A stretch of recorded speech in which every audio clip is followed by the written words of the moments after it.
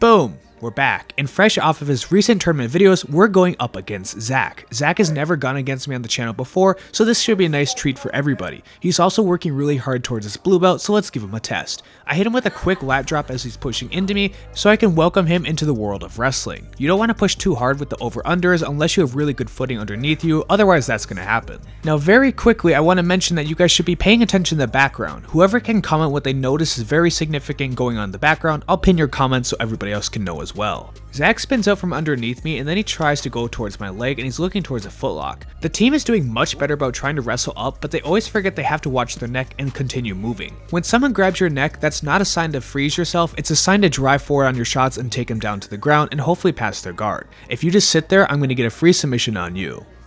Now as we begin the second round, it's important that Zach does not give me a big lat drop because that was not a very good start for him in the wrestling department. He goes to duck under and he's looking to attack my back, but we end up dancing instead. With enough circles, eventually I free myself from his grips and now we can re-engage on my terms as I look for an underhook with my right hand.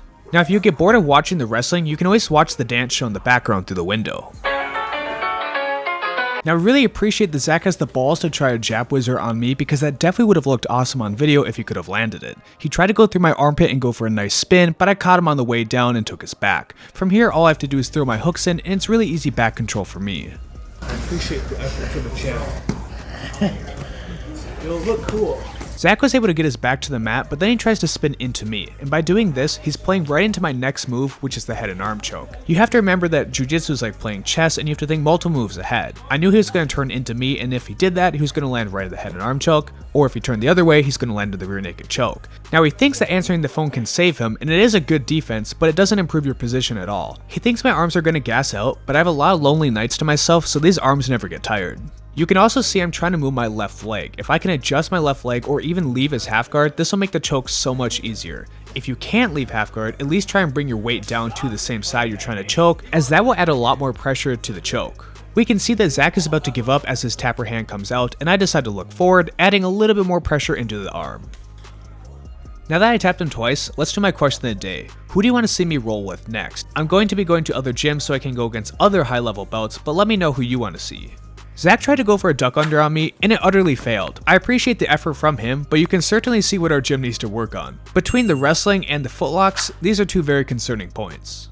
He assures me that all he did was trip over his feet, but all I hear are duck quacks. At this time, I'm trying to gauge Zach's guard presence. I'm not hitting him with too many attacks, but I am rearranging his neck a little bit as I dive in on it. He wants to try and roll onto me, but he knows that if he rolls on top, that'll finish the guillotine, so he falls back to his back so he can start to defend. The key part to defending against this guillotine is you need to make space. The more I can curl you in with my chest and my hands start going around your neck, the tighter it's going to get. By Zach trying to push his head in between my legs, it's going to make a larger grip for my hands, it's going to loosen the choke. Zach looks to go at the back door, and as he tries to work up, I continue to stand up because I don't want him to take my back. Then I can re-attack his guard and see what he has to offer. Now me abusing my rank and smashing Zach isn't going to benefit either one of us. Going with somebody that's better than you allows you to work your defense or offense, but you have to be a lot more critical in how you do it. You don't get to get away with nearly as much techniques as you would if you were going with Ben. And it benefits me in the long run because if I can make stronger training partners, then I'll have better roles in the future as they increase their skills.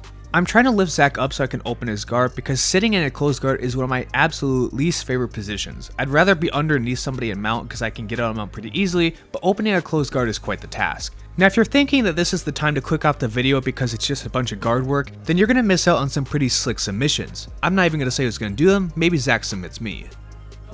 As I'm going to lift Zach, he's looking for his next attack and he decides he's going to try and scoop a guillotine on me. Now it's interesting because the guillotine is obviously my number one submission, and I'm also really good at defending it because I know how it works. As he tries to elevate up, I do know I have to bring him back down to the mat. If I stay standing, it's certainly going to get tight, and it's going to get tight fast. The easiest way to defend against this guillotine is to hand fight and speed up the video. It's a pretty lengthy process, but as long as you keep your head in and don't pull out so you can get a better grip, then you should be able to free yourself once his hands tire out. Now he held me there for a pretty long time, and it's time to show him how a real guillotine works. I get an underhook and I jump past his guard, and then I throw him into a one-handed guillotine, push my chest forward, and get the quick tap. I think we've seen enough guillotines from me that if you don't press like on the video, you already know what's going to happen to you. If you don't press like, you're going to face that same guillotine power, so make sure to help me out and keep yourself safe for another video. Now, as much as I love to say that people should improve in their wrestling, and it's definitely true, you don't always have to wrestle if you're clearly not winning. Jiu-Jitsu is obviously more than just standing, so if you're too soft to stand up, it's okay to pull guard, just remember that you're going to kill some kittens.